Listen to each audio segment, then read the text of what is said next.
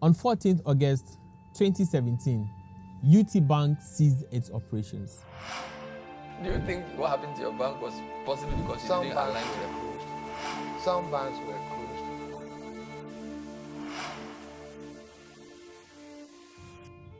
Meanwhile, the impressions people had of this outcome of the bank, even about the co-founder, Prince Kofi Amwabeng, people had many impressions about him as well. But today I'm not here to talk about the impressions people had about him or even what people think about him.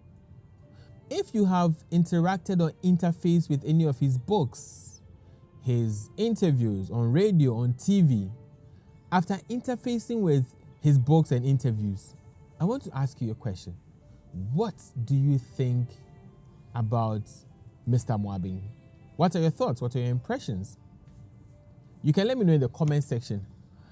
But for me, I see a man who was bold enough to cause a shake in the Ghanaian banking industry. And I see a man today who is contributing his quota to the future of leaders in Ghana.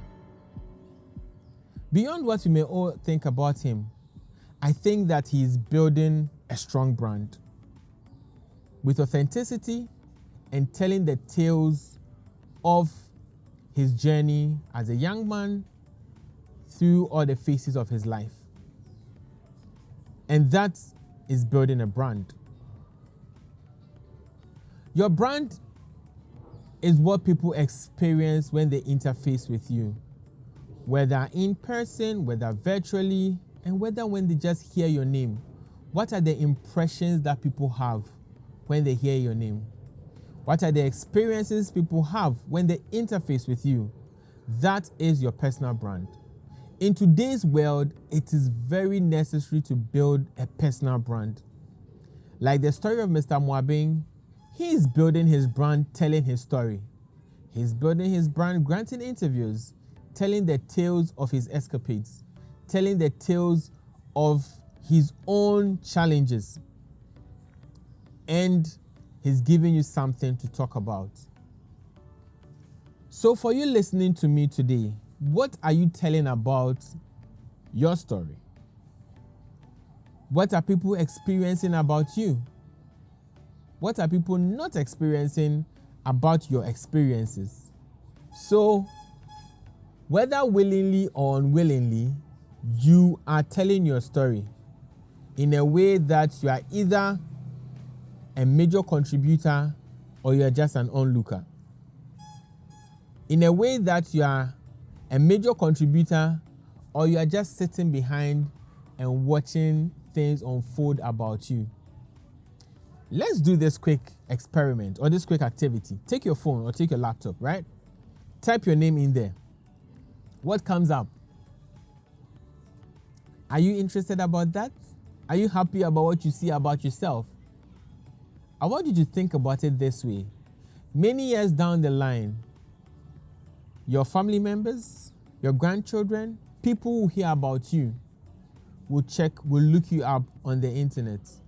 And what you see there is who you are to them. Is that what you want them to see? Is that what you want them to know you for? Is that the experience you want to create? If not, then you have to start building your personal brand on digital platforms. Today, many young people are putting out a lot of content. Some content that might go many years down the line to hurt them. Some content that might be beneficial to their development. But my question to you is that what's the strategy? Beyond young men, business executives. Some business executives have left social media to the young ones. For them, social media is a distraction. So they don't go there at all. They don't think they need a presence. But I've been working with executives for some time now. What I notice is this. When they work hard, build whatever they want to build, go through the boardrooms, some years down the line, they want to create impact. They want to leave a legacy. And then they notice that they do not have an audience because all the people they were working around are their work colleagues. They never had people who are listening to their experiences or people who want to even listen to their experiences because they are not sharing their experiences beyond the boardroom. Probably you don't want to post what the young man is posting, but as an executive, you want to post your experiences to help somebody write a better story. And in so doing, you are creating an audience for yourself. So when you are looking to create impact, it is so easy because people know what you've been about. People can relate with you and people can communicate, or people can relate with you and people can find some truth in what you are sharing because you have been consistent through the years. That is what I want you to avert your mind towards. As an executive, beyond the boardroom, who am I? Probably a young man, you're not an executive yet. But I want you to ask yourself this question, that when I become an executive beyond the boardroom, what do I want people to know about me? Even as a leader who is probably not in the boardroom, what do I want people to know about me? What's the experience I want people to have about me? And to answer this question, I want to introduce you to Personal Branding 101. Many people look at personal branding as self-promotion, but personal branding is not self-promotion. Personal branding is strategic, personal branding is long-term, personal branding is authentic. But self-promotion is short-term. Self-promotion is, for lack of better words, I would say, just massaging your ego. So the question you should be asking yourself now is, what are my strategic objectives? As a person, what do you want to achieve? As a person, where do you see yourself in the next 30, 20, 15, 10 years, or even 5 years down the line? If you know where you want to see yourself, then you can start talking about, or then you can start sharing authentic stories about what you are doing, how it is helping you meet your objectives, and then how it can encourage that person listening to you, that person admiring you, and that person who wants to be like you. So this is a long-term shot, not like self-promotion, which is a short-term shot that also only looks about visibility and not impact. Now I'm going to share with you 4 things that are going to help you to build a strong personal brand. Number 1, self-awareness. Do you know yourself? Do you know your capabilities? Do you know your skill set? I want you to take some time and look at that. Ask yourself, what am I good at? What am I not good at? What are my skill sets? What are my capabilities? Will these capabilities help me reach where I want to be? Are they enough to help me grow the way I want to grow? If the answer is no, start building it. If the answer is yes, then you are on the right track. Then it moves me to the next thing, brand strategy and identity. After knowing who you are, now you ask yourself, how do I want people, or what do I want people to know me for? And then you start building the blocks towards that. For me, I want people to know me as that person who uses marketing and technology for business and personal transformation. So I work towards activities and blocks that drive people's mind towards these things. Marketing, technology for business and personal transformation. And as I always tell people, online is a blessing. Social media is a blessing. Why? Because it's a relatively cheaper way of putting yourself out there. Today, when you mention your name, what most people are going to do is they are going to Google your name. And they want to know who you are, what you stand for, what you're talking about. So much so that when you even go for an interview, people do that. If you go for a visa, people check you out on social media to know what you really represent and what you stand for. So build an online presence. There are so many social media platforms around. There's Twitter, there's Facebook, Twitter, which is now X, there's Facebook, there's Instagram, there's LinkedIn. Choose which of the platforms that best suits your strategy and what you stand for, and then start sharing the content there. So LinkedIn is basically for professional visibility, what you are doing in your career or what you are learning through your career. You can share those experiences on LinkedIn. Facebook, you can use it for social activities and even sharing your career progression, but in a way that is a bit more social and fun. Like a step down what you would share on LinkedIn. Instagram too does almost the same. Pictures, videos, sharing your impact, sharing what you are learning to your audience.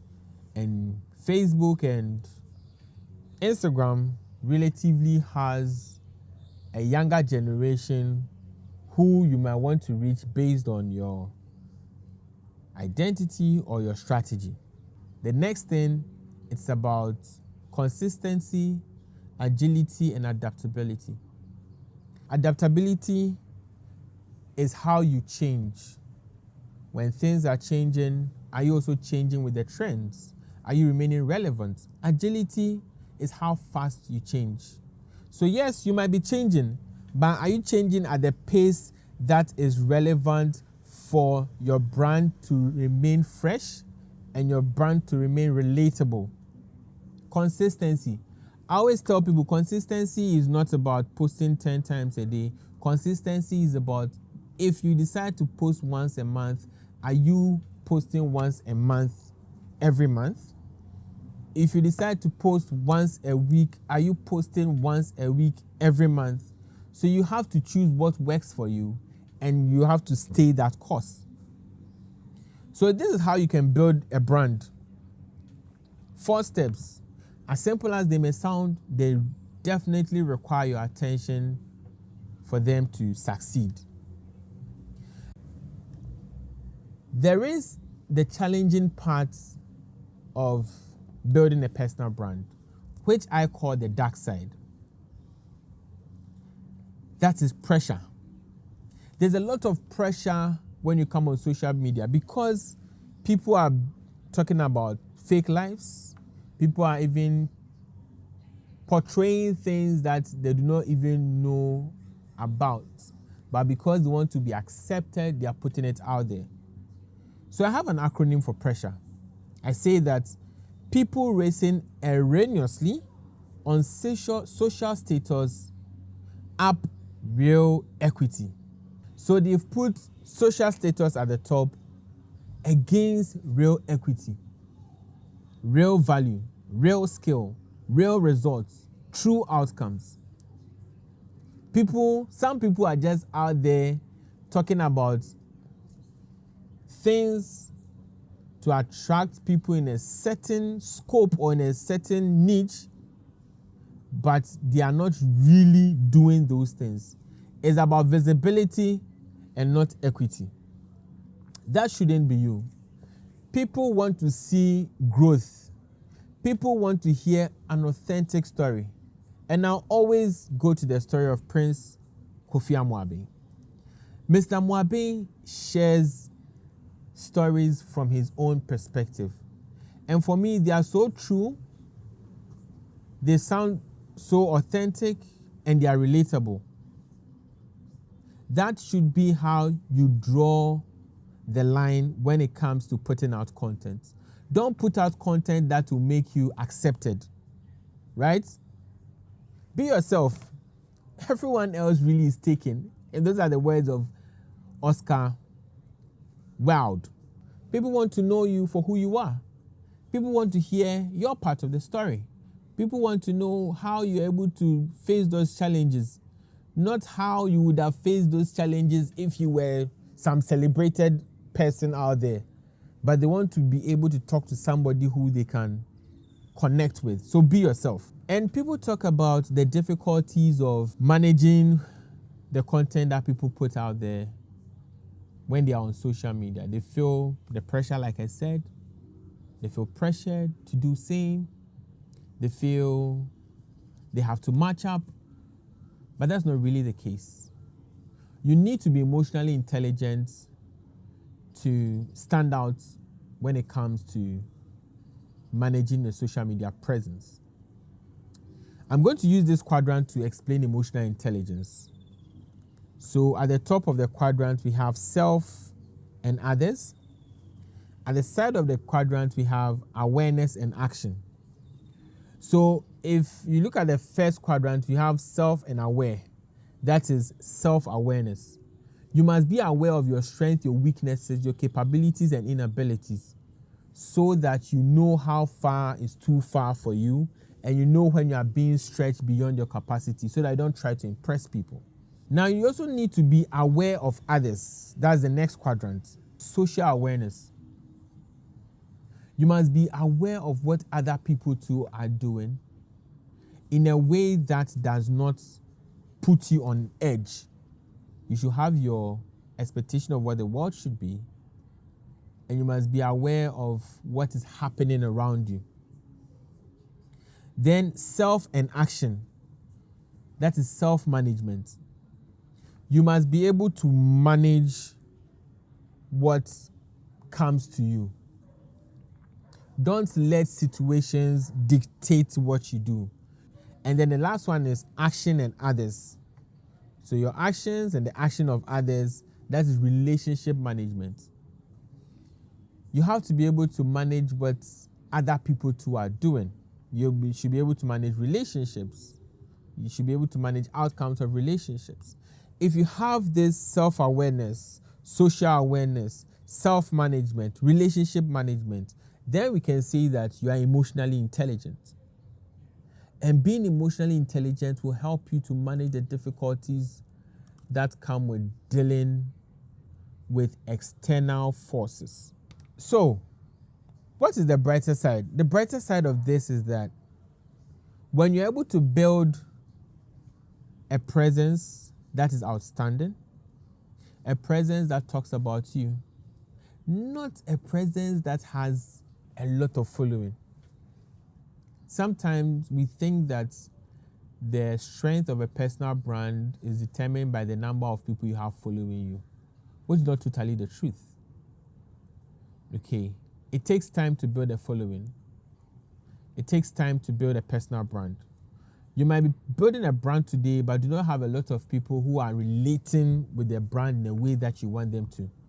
Don't be perturbed. Just keep putting out the content that talks about you.